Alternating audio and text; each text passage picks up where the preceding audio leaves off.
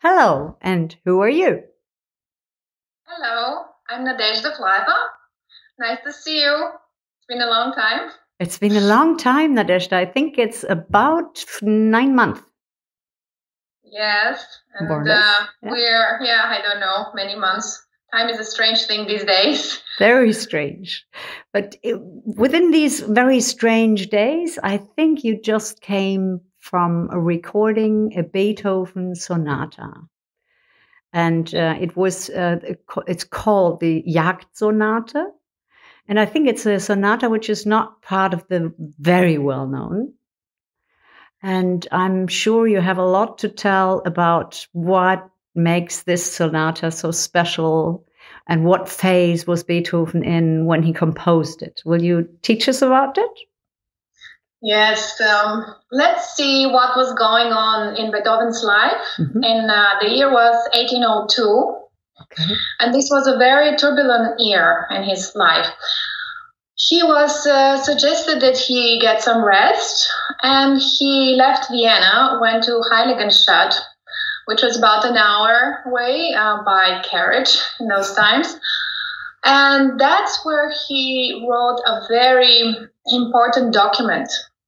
That was the Heiligenstadt Testament, where it's a heartbreaking document because he talks about the reality that he has to face, and that is his hearing loss. He was about 31 years old, so very young, and he writes in this document that he's been cheated into hoping that he'll get better and better, but he has lost hope, and he has to face the reality that he is really facing disease that is not curable. And he writes that people may think of him as malevolent, as misanthrope, but there is a reason for that, because he is going through this personal drama, and he would love to mingle in social circles. However, he feels embarrassed, and especially because he is a composer. He was a composer, so for him, this is the sense that should be perfect. Hearing for a musician is the most important. And so, for instance, when somebody will point out in the orchestra to hear the oboe or a certain other instrument, and he feels so embarrassed he doesn't want to share this disease. And and deep inside, he wrote that he thinks of himself as somebody who wants to do only good. And he writes this testament. He has to now isolate himself, and but he writes this testament for his brothers, Karl and Johann, for later to, so a way of reconciliation, in a way to justify his behavior, because he sees himself as a very good person, but his behavior, it doesn't show, and people cannot understand this. So this was a very turbulent time in his life. And the year, as I said, was 1802, and that also marks the beginning of his middle period, where he is beginning to distance himself from the influence of the Viennese classicism, which is the influence of Haydn and Mozart in his music, and then search for new ways of expressing himself. And so in this time, he composed the sonatas opus 31, which is a set of 3 sonatas. Now, we see these turbulent times mostly in the second sonata, which is most tempestuous. It's also called the Tempest, the sonata in D minor. Then the first one is more humorous. Actually, I can never stop thinking of my grandmother. My memories of this sonata is my grandmother in our living room playing this sonata. It always made me laugh. And then the third sonata, Opus 31, number 3, is the one I played and recorded recently. It is the Jagd, the Hunt Sonata. It is also more on the lighter side, more humorous, more lyrical. And so I imagine like him having poured his heart in the sonata number 2, D minor. Now there is a little more room for lightness, more room to breathe. Mm-hmm. So the sonata, so in this sonata, some things are more traditional and some are new, some new ideas. For instance, the beginning is very ambiguous. It starts with a question. It doesn't start with the main key. The main key is E flat major, and that was a key of some very heroic compositions he wrote. For instance, the Eroica Symphony is an E flat major, number 3, and also the Emperor Concerto, Concerto number 5. So this is a very heroic key, but here he's not there yet. So the sonata is not that revolutionary, and it doesn't want to be. So it starts with a question.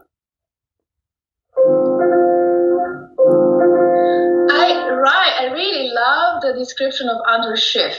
It asks, liebst du mich? Liebst du mich? Do you love me? Mm-hmm. You know? And then it's for 8 bars, the answer doesn't come. Mm-hmm. Finally, so.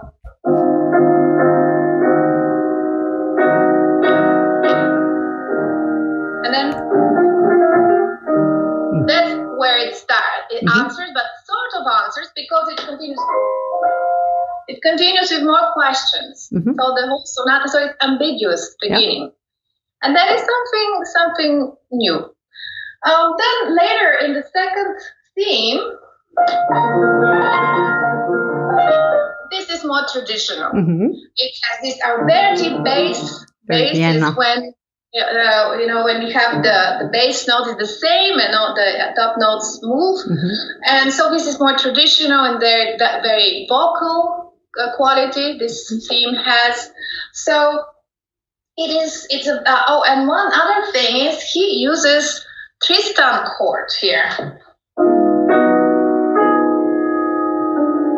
This chord is not so used in this time, although some composers have used it.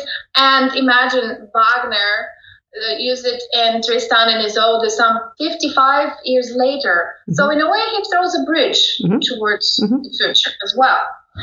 So then the second movement is a scherzo, so this sonata doesn't have a slow movement, which is also unusual.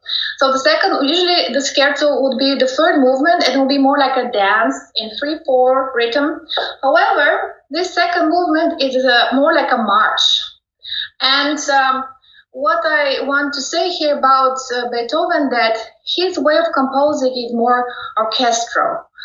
For instance, when you think of Chopin, you cannot imagine him played on a different instrument. It is mostly piano. He's a piano composer, very pianistic way of thinking. While here in Beethoven, often we can imagine different instruments. So for instance, the scherzo in the second movement, one can imagine bassoon playing. The whole movement is in staccato. Staccato is when it's very short. We press the note and it immediately bounces. So this staccato creates this humorous feeling. And one can imagine this bassoon.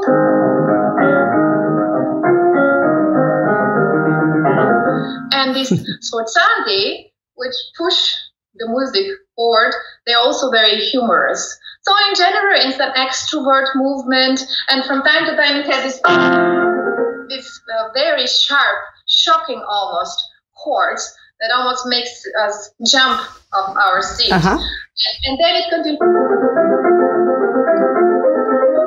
This also sounds like woodwind instruments. So very often one can imagine either a quartet or an orchestra, and it's not always the most the most comfortable to play, actually, because one has to think how to really create a sound that reminds us of orchestra sound. So that's about the second movement. The third movement is a minuet, and it is Beethoven proves what a great melodist he is. It's a beautiful melody.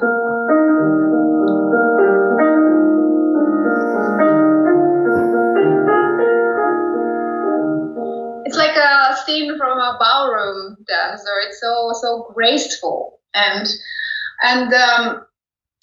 the trio, so the middle part of this movement, actually Saint-Saëns, the French composer Saint-Saëns, loved it, and he used it as a theme for variations for two pianos. So that is.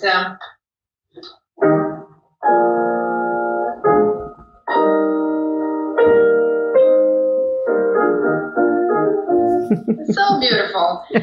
And the last movement, then it reminded some people of a hunt, the sounds you hear in a hunt, like galloping horses.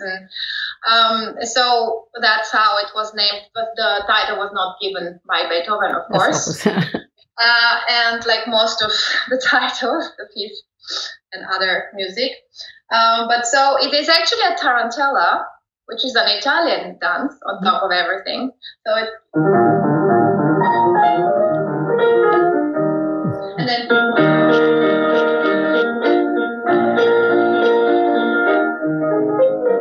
so yes, it's a that's very a Jagd bit. sunny, very light, optimistic. So imagine how, in a way, music was escape for him. It was, this sonata wasn't influenced by the drama and the darkness that he was feeling at that time. So it's complete contrast.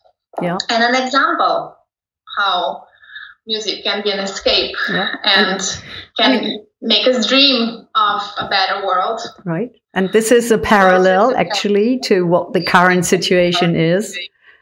And yes, how your life turned. This year is very, very, we think a lot of Beethoven because it's the year of his anniversary, 250 years, but also because in these times in which people struggle, some more, some less, but we search for examples of how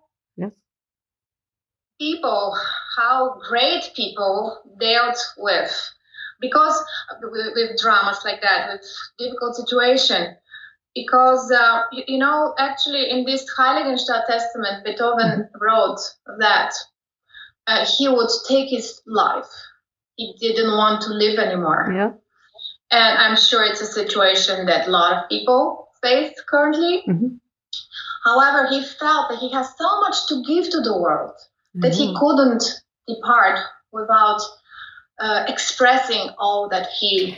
But Nadejda, do you think that he knew that he would be able to give so much to the world in the sense that, do you think he expected that he would be able to continue hearing on the inside of his brain, that he would be able to compose and know what the outcome is, that it's a harmonic, wonderful oeuvre, and not something very weird because he can't listen to it? Is there any place in the literature where he becomes aware that he can still listen from the inside? Well, I'm sure he knew he could listen from the inside. All the time. It's a little bit like, you know, when we write something, of course on a much bigger scale, because he was a genius. But when we write something, we can think of it, our thoughts, we hear our thoughts. And in a way, he was hearing musical thoughts. And I feel like he was feeling this huge potential, this huge ball of emotions that he had to express, and that was pushing from the inside. And that's what was what it means, that I cannot depart without expressing all that I have. So there was like a volcano inside, ready to be released. And so that's why he did not take his life. Yeah. Well, We had some interesting conversation the other day, well, unfortunately in German, with a very interesting person, Professor Masnak, who taught us a couple of things about how kids react to music and what the effect is of kids to music. And I think I would like to take this subject up again with him, because you know, there is this saying, when you bring up a child and you have it cannot hear, it's deaf, then it cannot learn to speak. Yeah, so apparently, usually there has to be a reference between what you do in input and output.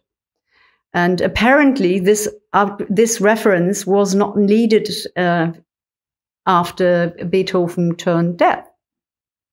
Yeah. Yeah, but he learned. He was not deaf from the beginning. Yeah.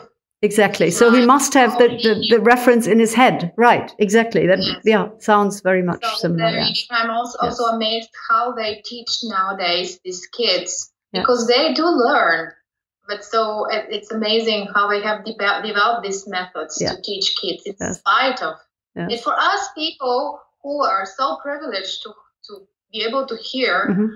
And it's just a puzzle. How is this possible? And then yet we have so many countless examples of people who overcome what is given to us for free, so to say. Yes, and that brings us back to the point of positive thinking. Now, as I said, we haven't talked to each other more or less since almost 9 months. The whole catastrophe started, I think, in March. We were starting with these interviews because we wanted to, keep talking to one another and keep talking to the guests. And it worked out well. I think there are now 39,000 people who are clicking on our interviews. So we must do something well to you. They definitely want to listen to you and not to me. But my question, talking about the Beethoven catastrophe, which still ended in good ways, many good ways. What's your path been so far in this crisis? What have you been doing, and where were you despaired, and where did you have hope, and where are you now, and what do you do? Yes, it's been a struggle this past months. Like, I can have the widest smile right now. Yes. I'm looking at you. It's such a wonderful feeling to see you again. Mm-hmm. But it doesn't mean this smile is always there. Yeah. So one of the things that I did something new. I had my first online concert. Oh, that was a strange event, which I actually didn't want to do. My husband convinced me to do, like a little angel. Yes. And so it was a great experience because it was a part of the Miami Mozart Festival. Mm-hmm. And what was so interesting that it was a joint production where the host was in Cleveland, then the organizers were in Miami, mm-hmm. and the performer, me, was in New York. Mm-hmm. So we made this joint production. And what was so strange, when I started inviting people, usually when you play in a certain location, you just invite people around this location. And here, all of a sudden, I had the whole world to invite. The whole world to listen to me. Yeah. So some people, then suddenly I find myself converting my New York time into New Zealand or Japan time in Japan. So people would sometimes get up at 5 o'clock in the morning to hear this concert. And what was so interesting that my fans online doubled during this time. Yes. So another plus. It was a completely new experience. It's also strange to give a concert and dress up in your own living room, mm-hmm. but totally worth it. So it was really unique, and perhaps I'll do more in the mm-hmm. future. And then, I was in a way feeling so trapped in New York, mm-hmm. and wanted to escape. And I found another outlet, which was composing. So I usually in the past I would compose something, but then I will leave it. It's almost like works like a dream that you wake up the next day and you have forgotten. And this time I finally had time, and I thought, okay, I will write that down. I will notate it. So my daughter showed me how to do that, and I did it. And then I also recorded it, and I put it online. It was so much fun to really take out this emotional energy and to put it into notes and to see what is there inside, and at the same time longing so much to be in Europe in that time. Two questions there, please. One is, if you send us the link, if you want, we can attach it to this interview. Your own composition. I have to tell the public here, I heard it and I think it's beautiful. So if you allow me to say what I think. The second is how's this done now to take notes? Yeah, is it? I mean, does a computer listen to what you do and then you get a printout? Are we that far, or how does it work? No, first, thank you for inviting me to share the piece with the listeners. And second, well, I just did it note by note. I wrote each single note, but not with a pencil. Just entered the notes, like you get a stave, and then you enter the separate notes. So it's a keyboard, which is then changed to a keyboard to do, re, mi, fa, sol, la, ti, do.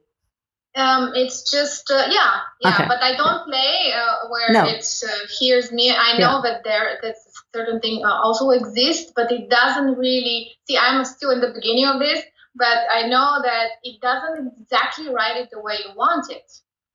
See, I had to now be on the other side, is to try to put your musical thoughts into notes. And I realized that the notes are actually limited. There's only so little you can put there, and the rest is open to interpretation. So, for instance, you can't always put the pedal exactly how you want it, with all the halves and quarters and eighths, or exactly where you want it. So it's a relative, you know? Yeah. And so my daughter showed me how to enter the notes, because she does that for school. And I was so happy to be able to do this.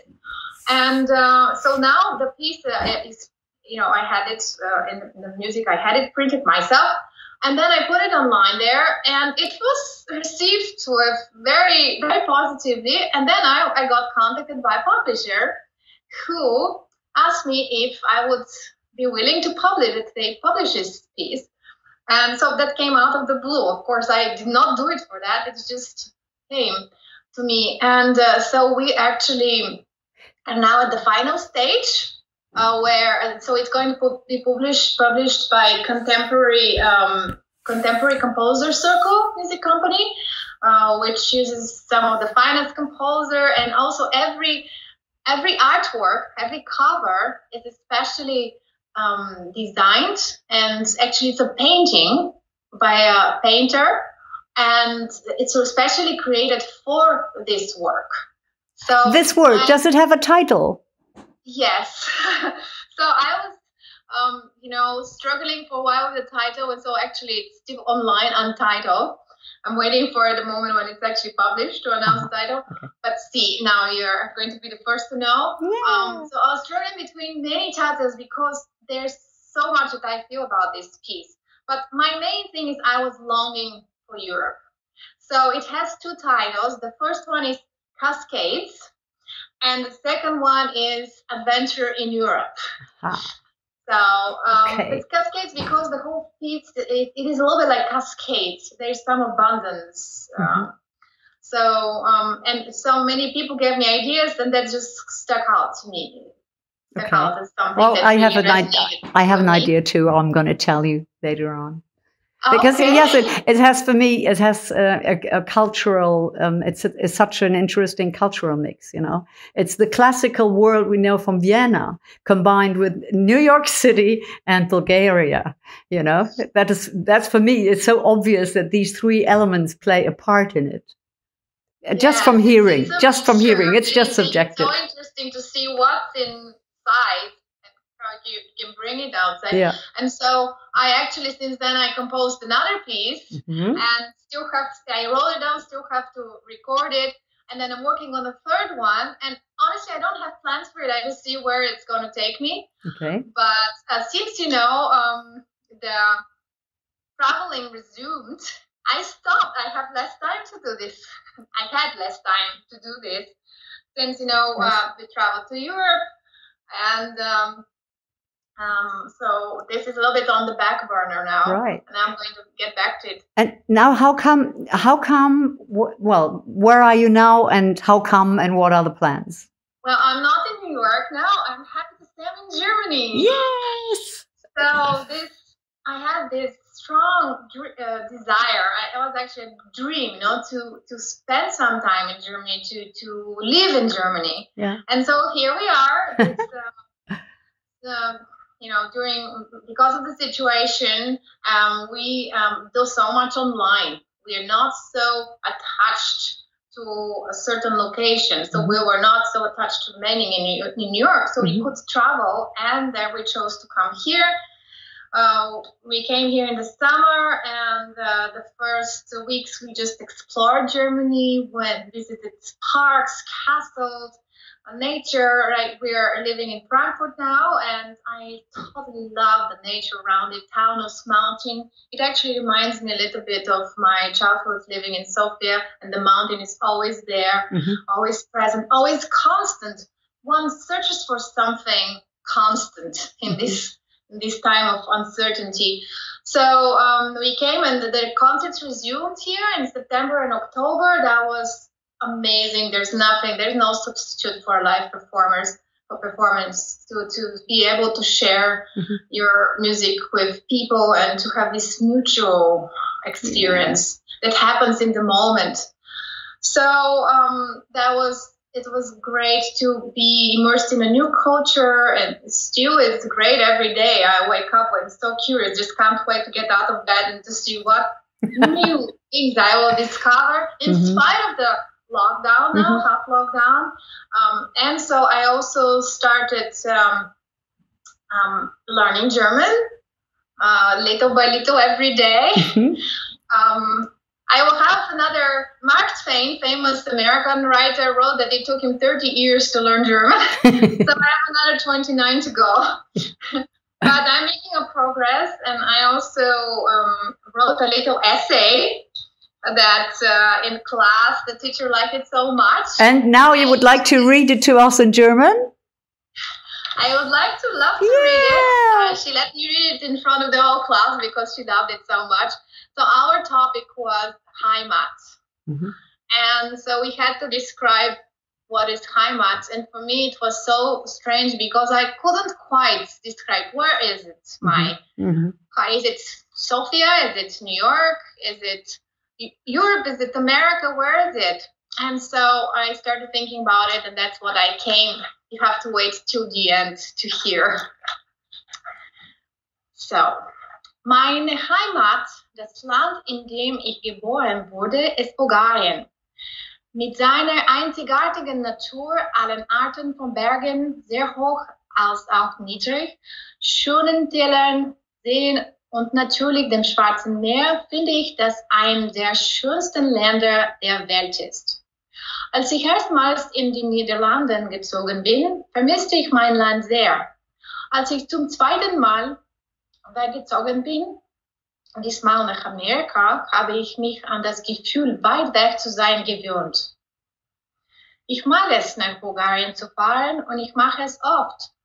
Aber es hat sich dort so viel verändert, dass meine echte Heimat nur in meinen Erinnerungen lebt. Ich habe viele wertvolle Erinnerungen, die tief in meinem Herzen eingeprägt sind, nicht nur auf meine Zeit in Bulgarien, sondern auch aus meiner Zeit in den Niederlanden, Amerika und sogar Deutschland. Das sind die unvergesslichen Momente mit meinen Großeltern, die Himbeeren im Garten von meinem Großvater, die bunten Blumen im Garten von meiner Großmutter, das Klavierspiel meiner Großmutter, die Umarmungen und die Stimmen meiner Eltern, die Kastanienbäume im Herbst, die Weichen im Frühling, die ich für meine Lehrerin gepflückt habe. Auch aus den Niederlanden habe ich Erinnerungen. Da habe ich Freunde, die mir seit vielen Jahren sehr treu sind. Ich habe mit ihnen so viel gelacht diesen lustigen Brotbelag, die Hagelslag heißt, auf Deutsch Schokoladenstreusel, der immer vom Brotfeld gegessen. Und aus New York habe ich Erinnerungen an die Liebe meiner Tochter und meines Manns und sehr tolle Erinnerungen von tollen kulturellen und musikalischen Veranstaltungen, an denen ich teilgenommen habe. Man kann sagen, dass ich meine Zugehörigkeit zu einem bestimmten Ort verloren habe. Sehr oft fühle ich mich wie ein Wanderer in der Welt und ich weiß nicht, wo meine Wurzeln sind. Deswegen habe ich ständig Fernweh. Ich suche nach den Emotionen, die meinen Erinnerungen entspringen. Ich suche auch nach etwas Neuem. Es ist ein endloser Weg. Aber ich kann alles, was ich empfinde, in meinem Klavierspiel ausdrücken. Das Klavierspiel ist immer mein Freund gewesen, seit ich 5 Jahre alt war. Also vielleicht ist meine Heimat meine Klavierwelt, in der ich immer lebe. Mhm. Ja, wunderbar. Also tolles Deutsch. Das brauchst keine 30 Jahre. Das ist sehr präsent. Prima. Ja, ich brauche 30 Jahre. Es ist sehr schwierig für mich. So it is not easy, but I am determined to continue. So it can get worse, it won't get better. Ja, doch, wirklich, ganz toll. Very good. I have a very small poem from an English friend of mine who tends to say, "Home is where I am," which makes things easy. Yes. This situation is very uncertain, but it is good to experience new things. It's good to. I'm so happy to be here in Germany right now, and I have fascination with the castles. I think they correspond to my personality. With their romantic, they're so romantic and so mysterious at the same time. And there I dream. One day I'm dreaming of. I have a few favorite ones that I dream that one day I get to organize a little festival. Yes. In one of them. Yes, so, we'll do all that.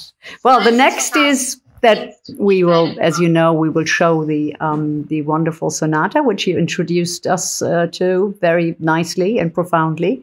We'll show the Jagd sonata recorded by you soon. It will soon be on air. Thank you so much for organizing this. Oh, well, you know. Thank you for our other projects that we are planning. Yes, please tell me about the other project we are planning. What are you What kind of part do you play in that project? Sorry. So we are planning a CD and some videos with lullabies for children. Yes. And with a compilation of different pianists. Yeah. And so I will be playing 3 pieces. And I'm preparing for those. So thank you so much for being so creative and never running out of this in spite of the difficult times. Well, thank you. No, it's you. You do it. You do it. But you know, the fun thing about this is going to be, well, my objective is going to be that all the kids who cannot sleep well at this phase because parents have troubles or grandparents cannot be there, and so I just think that we all could use better sleep, and so that's why we came up with this. Project called Lullabies, and you play the most important song on it, which is the Brahms, and every German knows Guten Abend, Gute Nacht by Brahms, and so and I'm making my own transcription of it because it is a song. Yes. So it is song. It's for voice and piano. It has to be played only by piano in this case. Yes, only by piano in this case, exactly. So that will be a lot of fun, and that will be closed soon. So, we're going on. So for the time being, I'm very happy that you are not only on this planet, but now closer. I think you're sort of only 500 kilometers now from where I am. So I really hope that we will see each other in person soon.